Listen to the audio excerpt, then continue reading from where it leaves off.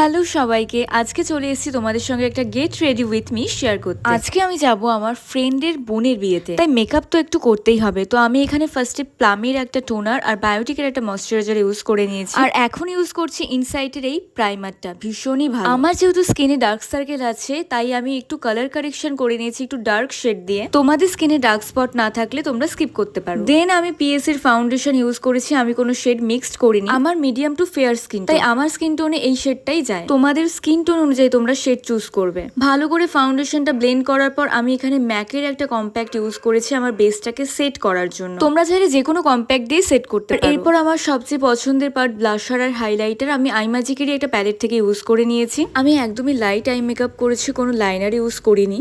আসলে জানো তো, আমার পার্সোনালি আইলাইনার পরতে একদম ভালো লাগে না, তো আমি শুধু মাস্কারা পরেছিলাম। আর আমি এখানে ফেসেস স্ক্যানারের একটা ফিক্সার ইউজ করেছি, এটা খুবই বাজেট ফ্রেন্ডলি, তোমরা চাইলে নিতে পারো। আসলে আমার স্কিনটা খুব ড্রাই লাগছিল, তো আমি বারবার ফিক্সারটা ইউজ করছি। আর আমি লিপস্টিক ইউজ করছি ল্যাকমি। আর লিপ শেডটা জানতে হলে অবশ্যই কমেন্ট করে জানিও। আর তোমাদের এই ছোট্ট মেকআপ টিউটোরিয়ালটা কেমন লাগলো অবশ্যই জানিও। তোমরা যদি এরকম ভিডিও আরো দেখতে চাও কমেন্ট করে জানিও। আমি শেষে আরো একবার এই ফিক্সারটা ইউজ করে নিয়েছি। তো আমি তো পুরো রেডি। কেমন লাগছে লুকটা কমেন্ট করে জানাতে কিন্তু ভুলো না। আর ভালো লাগলে অবশ্যই কিন্তু লাইক কমেন্ট করো, আর চ্যানেলটিকে সাবস্ক্রাইব করতে একদম ভুলো না। আউটফিটের সাথে আমার পুরো লুকটা শেয়ার করব নেক্সট পার্টে।